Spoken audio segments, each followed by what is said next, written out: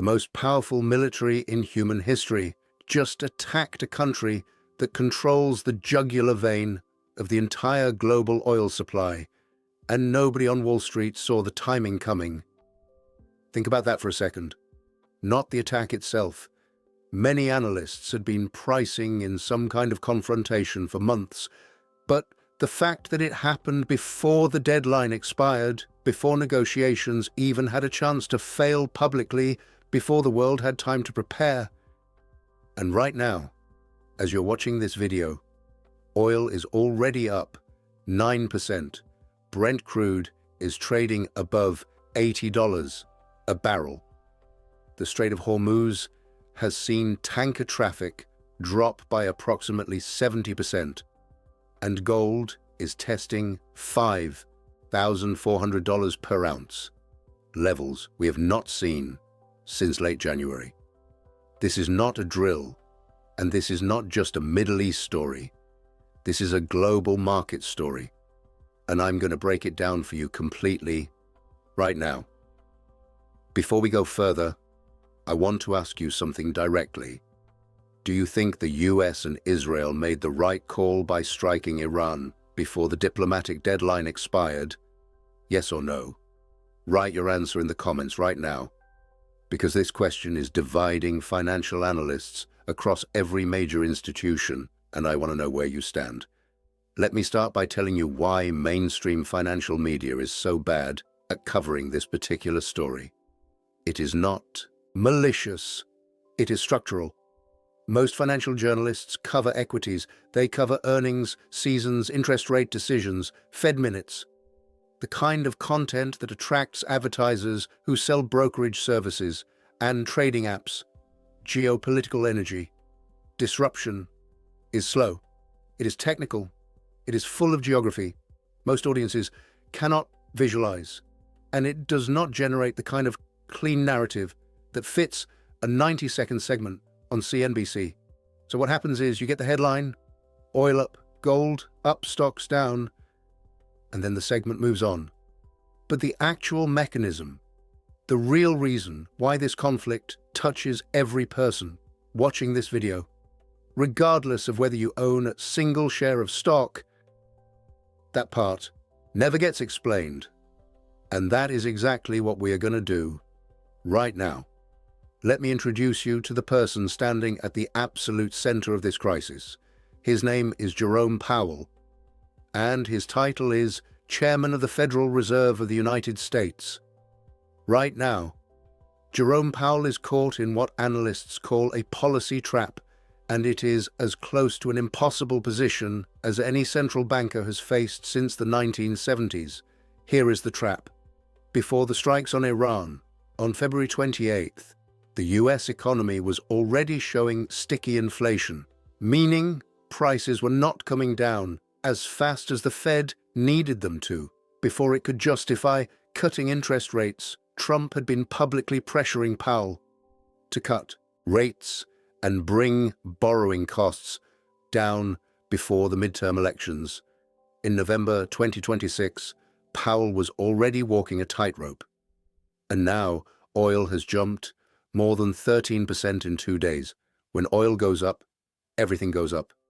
Transportation costs go up. Food distribution costs go up. Manufacturing input costs go up. Heating and cooling costs go up.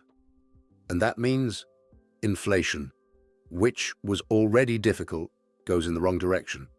If Powell raises rates or keeps them high to fight the oil-driven inflation spike, he crushes the economy at a moment when geopolitical uncertainty is already scaring investors. If he cuts rates to support growth and the stock market, he pours fuel onto an inflationary fire that is already burning hotter. Whatever he does, the other outcome gets worse. That is the trap, and that is why the bond market has been doing something unusual this week. We will come back to that. Now let me show you the actual machine that is breaking down right now, the mechanism. Because without understanding this, the numbers are just noise. The Strait of Hormuz is a strip of water approximately 33 kilometers wide at its narrowest point. It sits between Iran to the north and Oman to the south. Through that 33-kilometer choke point flows approximately 20% of the entire world's daily oil supply and a significant portion of global liquefied natural gas. Let me translate that into something you can feel. 20% of global daily oil consumption is roughly 20 million barrels per day.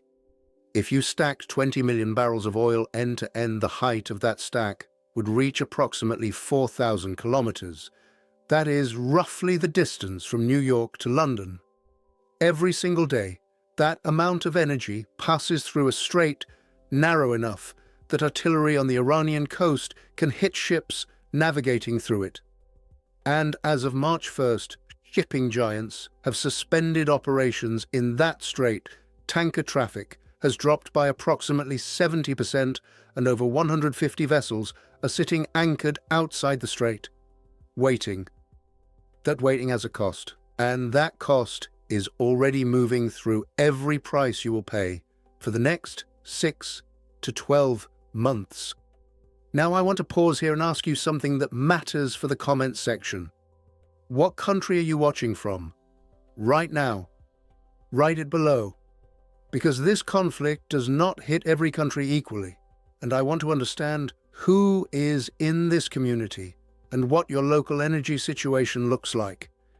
Here is the invisible force that has been building this crisis for the past 12 months, and it has no face, no press conference, and no spokesperson. It is called accumulated geopolitical premium, and it works like pressure building inside a pipe. Since January 2026, when Trump announced what he's called a massive armada heading toward Iran, gold surged past $5,500 per ounce as investors began pricing in conflict risk. In February 2026, Iran briefly closed the Strait of Hormuz as a warning, sending a message that this option was on the table. On February 19th, when talks in Geneva collapsed after Iranian negotiators reportedly crossed several US red lines, gold reclaimed $5,000 per ounce in a single session. On February 28th, US and Israeli forces launched coordinated strikes on Iran.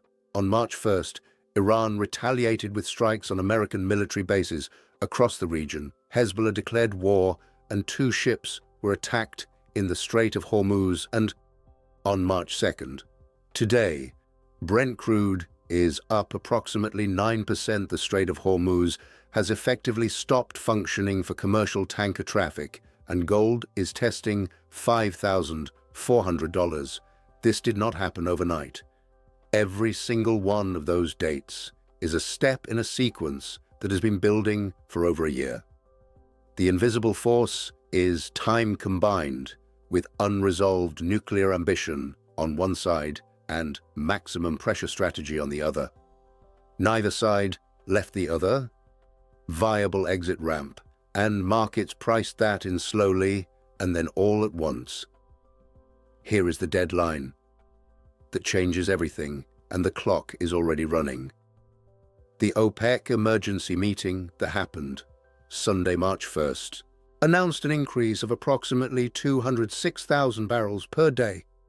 That sounds like a lot until you understand the scale of what we are dealing with. The Strait of Hormuz disruption is removing access to approximately 20 million barrels per day from the global shipping system. 206,000 additional barrels is roughly 1% of the disrupted supply. Saudi Arabia and the UAE do have pipeline alternatives that can reroute approximately 2.6 million barrels per day by bypassing the strait. That is better, but it still leaves a gap of approximately 17 million barrels per day that cannot be rerouted. The critical date to watch is March 15th. That is when the first wave of major commercial supply contracts that were written at pre-conflict oil prices expire and get repriced at current market rates. After March 15th, The oil price shock stops being a futures market story and becomes a real economy story. Airlines renegotiating fuel contracts, manufacturers adjusting input cost forecasts, logistics companies raising shipping rates. If the strait is still disrupted by March 15th, the inflationary wave goes from financial markets into the price of groceries, airline tickets, and everything that moves on a truck or a ship. After that moment, the Fed's options narrow even further. Now, let me bring this to you personally, because I know most of you watching this are not oil traders. If you have a mortgage at a variable rate, you need to pay attention to what happens with the Federal Reserve over the next 4 to 6 weeks. Here is the direct chain of events. Oil spike drives inflation higher. Inflation higher forces the Fed to keep rates elevated or even consider raising them. Rates staying high means your monthly mortgage payment on a variable rate loan does not come down and may go up.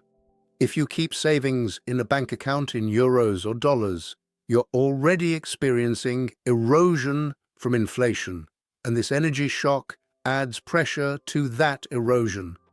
The purchasing power of cash sitting in a savings account goes down faster when oil is driving up the price of everything. If you are saving for retirement through a pension fund or a stock portfolio, the question becomes whether your equity exposure is in sectors that benefit from this environment, energy, commodities, and defense, or in sectors that get hurt, consumer, discretionary technology companies with high debt loads and anything dependent on cheap logistics. These are not abstract concerns. In the 1970s, when the Arab oil embargo caused a comparable supply shock, the S&P 500 lost approximately 48% of its value over a 2-year period and did not fully recover in real inflation-adjusted terms for over a decade. We're not saying that is what happens this time, but we are saying the mechanism is the same, and the initial conditions are uncomfortably similar. Let me walk you through the 3 scenarios now, not as predictions, but as real possibilities with real mechanisms. The first scenario is the one most analysts consider the base case, and it is not comfortable. Iran's supreme leader was reportedly killed in the initial strikes, and without central command coherence, Iranian retaliation becomes fragmented, damaging, but not coordinated enough to fully seal the Strait of Hormuz for more than 2 to 4 weeks. In this scenario, OPEC ramps up pipeline alternatives. Saudi Arabia absorbs some of the supply gap. U.S. strategic petroleum reserves get tapped, and Brent crude peaks somewhere between $85 and $95 per barrel within the next 30 days before gradually retreating. Gold in this scenario likely tests the January all-time high around $5,600 per ounce before stabilizing. Global stocks take an initial hit of 3 to 5% and then recover as the situation stabilizes. Classic geopolitical shock pattern. Inflation gets a temporary boost that delays but does not eliminate the possibility of Fed rate cuts later in 2026. This is a painful but survivable outcome for global markets. The second scenario is what happens if the Strait disruption persists beyond 4 weeks, or if Iranian proxies escalate in the Gulf states themselves. Goldman Sachs estimated in a previous analysis that a severe supply disruption through the Strait of Hormuz could push Brent crude past $100 per barrel. Energy analysts at CNBC cited one scenario described as 3 times more severe than the 1970s Arab oil embargo if the strait were effectively closed for an extended period, with prices potentially going into triple digits. In that environment, inflation becomes entrenched. The Fed cannot cut and may need to hold rates at current levels through all of 2026 and into 2027. Equity markets in Europe and the US face a prolonged correction, not a crash, but a slow, grinding environment where most portfolios lose value in real terms over 12 to 18 months. Real assets, oil, gold, physical commodities outperform. This scenario becomes significantly more likely after March 15th if the strait is still effectively closed. The third scenario is the one that almost nobody is talking about publicly, and it involves China. China imports approximately 10 million barrels of oil per day, and a significant portion of that comes through or near the Strait of Hormuz. China also has an enormous economic and strategic interest in Iranian stability.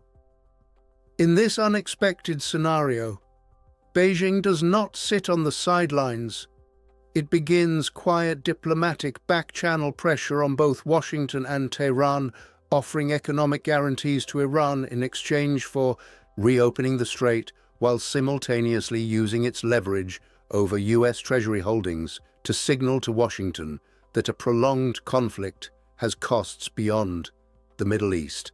This scenario actually ends the crisis faster than either of the first two, but it comes at the price of cementing China's role as the alternative security guarantor of the Persian Gulf, a geopolitical shift with consequences that last decades.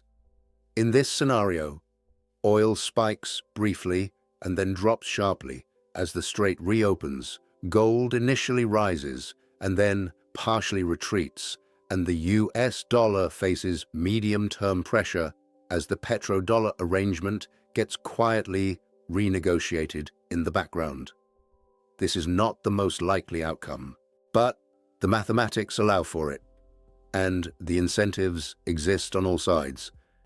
And that brings me to the final question I want to leave you with today, and I genuinely do not know the answer, and I am not sure anyone does.